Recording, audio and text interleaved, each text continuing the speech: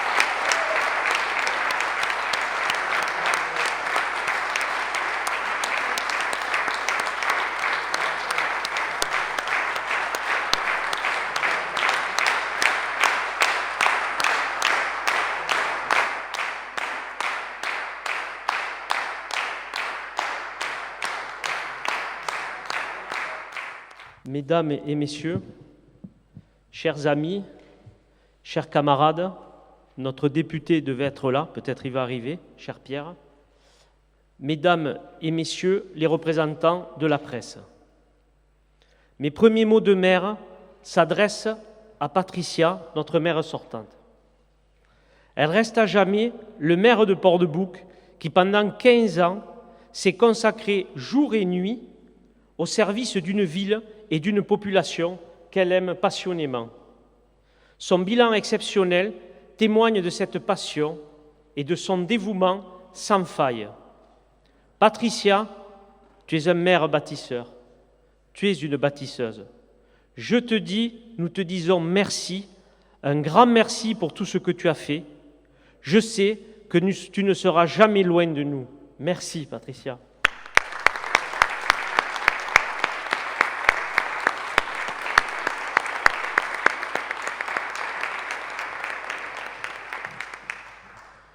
Je veux, avant toute chose, remercier les 5294 citoyens qui se sont déplacés dans les bureaux de vote pour affirmer leurs convictions, quelles qu'elles soient, malgré les inquiétudes liées au risque de pandémie.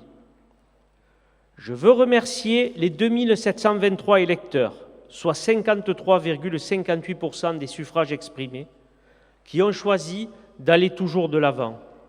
C'est un score net et sans bavure. 1700 voix nous séparent de la liste arrivée en seconde position, qui n'atteint pas les 20%. Ce score nous donne beaucoup de force, beaucoup d'énergie, à l'image de notre équipe qui, durant toute la campagne électorale, a côtoyé des Port-de-Boucaines et des Port-de-Boucains, alliant écoute et dialogue.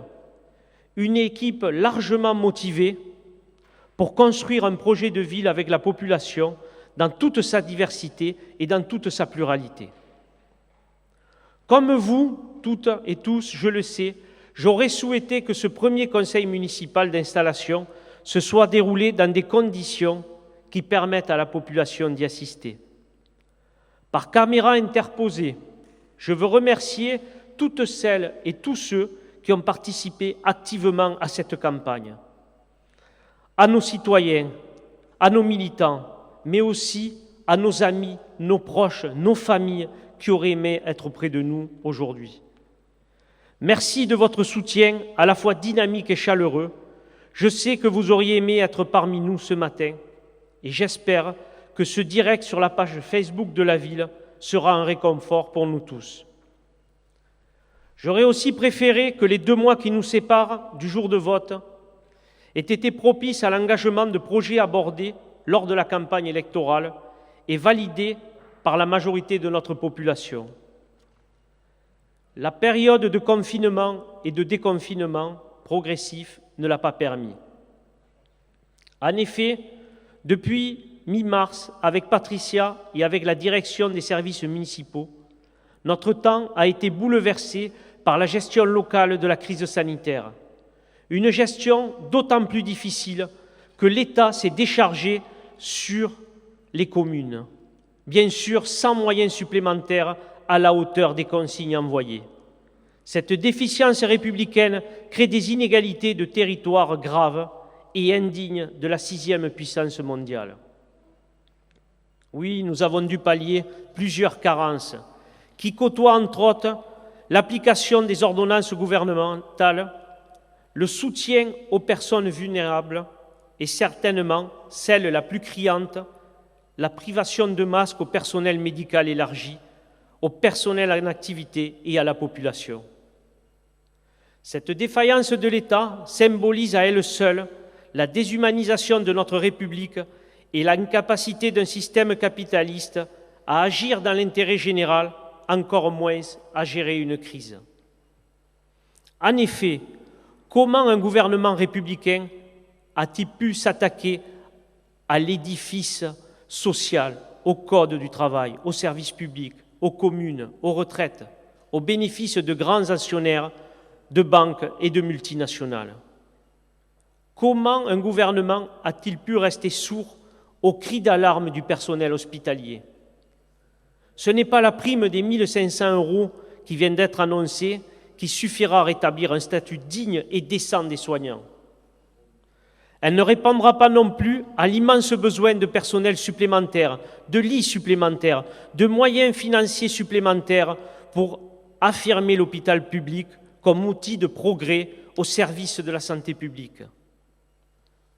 Nous trouvons inqualifiable cette attitude qui appelle le peuple, la classe moyenne, au sacrifice de ses RTT et de ses congés, mais qui autorise aux grands actionnaires le reversement des dividendes et en tolère l'évasion fiscale. C'est irrespectueux du contrat social porté par la République. Chers collègues, je veux, au nom du groupe majoritaire, remercier et exprimer toute notre reconnaissance à l'ensemble du corps médical qui a puisé et qui puise encore dans ses ressources physiques et morales pour faire face à la crise du Covid. Merci également à toutes celles et ceux qui, dans les associations humanitaires et particulièrement chez nous, les bénévoles du Secours populaire que l'on a vu partout sur le terrain distribuer les secours, la mutuelle sport et toutes celles et ceux qui ont participé à l'impulsion solidaire. Je voudrais aujourd'hui particulièrement saluer notre personnel communal, premier acteur de proximité, notamment pour accompagner les personnes vulnérables et pour reconfigurer la ville avec tous les besoins de précaution nécessaires. Je voudrais assurer tous les acteurs sincères de cette lutte contre le Covid que notre groupe majoritaire sera présent dans la rue et dans tous les combats pour poursuivre l'élan solidaire dans un élan combatif. Nous devons agir ensemble pour refuser qu'une crise économique et sociale ne prolonge cette crise sanitaire. Nous devons réagir pour que la pandémie ne représente pas l'aubaine rêvée par les grands industriels et actionnaires, à s'enrichir encore et toujours au détriment de notre pouvoir d'achat, de nos conquêtes sociales et de nos libertés. Nous devons réagir à la hauteur de nos besoins pour que la France, pour que notre commune ne soit pas l'illustration d'une république bananière, comme elle tend à le devenir. La République doit revenir dans nos villes, dans nos territoires, à travers des services publics, de l'école, de la santé, de la police digne de ce nom et au service, évidemment, de l'intérêt général. Que vive la République au service de tous, nous y avons droit. Plus que jamais, nous devons lutter ensemble. Un autre monde est possible et il devient urgent d'en poser les bases. Chers collègues, aujourd'hui, les directives préfectorales exigent la tenue d'un conseil municipal à huis clos et aux discours réduits. Je veux m'y conformer. Compte tenu de ces conditions, d'autres rendez-vous seront pris pour saluer officiellement l'engagement de toutes celles et ceux, les militants, les membres du comité de soutien, la population, qui ont tous été les artisans de cette victoire, celle des valeurs progressistes de Port-de-Bouc. Je salue notre député Pierre qui arrive, Pierre d'Aréville.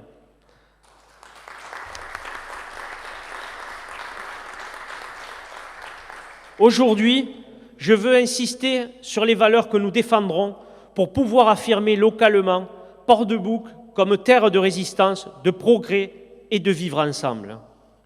L'humanisme, la sincérité, l'humilité, la volonté de servir nos concitoyens, la culture de la lutte sont les fondations de notre projet.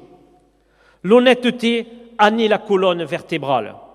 Elle a charpenté notre victoire et terrassé les mensonges, la démagogie et les rumeurs, dont certaines les plus ignobles. En ce qui nous concerne, nous sortons de cette élection grandie. On dit que pour les gens honnêtes, la parole donnée vaut tout l'or du monde. C'est tout le sens du projet que nous avons rédigé à plusieurs mains et sur lequel nous nous engageons pour les 6 ans à venir. Nous sommes et nous serons des élus à l'écoute de toutes et de tous, des élus de proximité, engagés pour de nouvelles conquêtes sociales, engagés pour une ville qui s'adapte aux besoins et aux aspirations de nos concitoyens. Nous sommes et nous serons mobilisés pour affirmer une terre port-de-boucaine où il faut bon vivre tous ensemble, en harmonie et en sécurité, dans une ville que nous voulons propre et belle, dans une ville que nous voulons au service de l'éducation, du sport, de la culture, des logements décents, des quartiers agréables à vivre, d'une économie et d'une écologie dignes du XXIe siècle.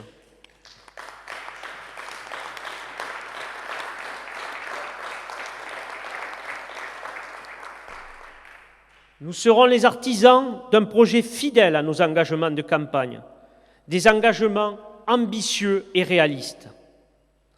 Nous les déclinerons ensemble, je dis bien ensemble, car la campagne électorale est finie et nous sommes les élus de toutes les Port-de-Boucaines et tous les Port-de-Boucains.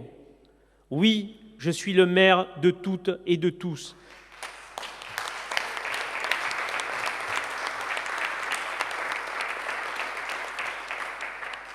Respectueux des opinions de chacune et de chacun. Ainsi, mon équipe s'engage à associer les Port-de-Boucaines et Port-de-Boucains dans toute leur diversité à l'élaboration de chacun des projets communaux, mais nous serons intransigeants sur le respect des valeurs fraternelles et démocratiques qui ont guidé et qui guident notre histoire commune. Tout comme l'ont été les équipes à qui je rends hommage de René Riebon, de Michel Vaxès et de Patricia, à qui nous dédions cette magnifique victoire.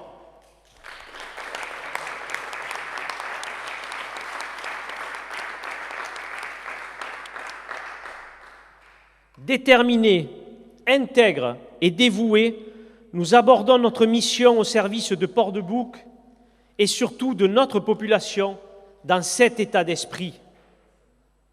Soyons toutes et tous ensemble pour mettre en œuvre notre projet, désormais commun. Nous ne serons jamais de trop pour s'investir citoyennement au service d'une terre port-de-boucaine riche de notre intelligence collective et de nos principes républicains. La liberté, l'égalité et la fraternité enrichies de solidarité. Chers collègues, je vous remercie de votre attention. Merci beaucoup.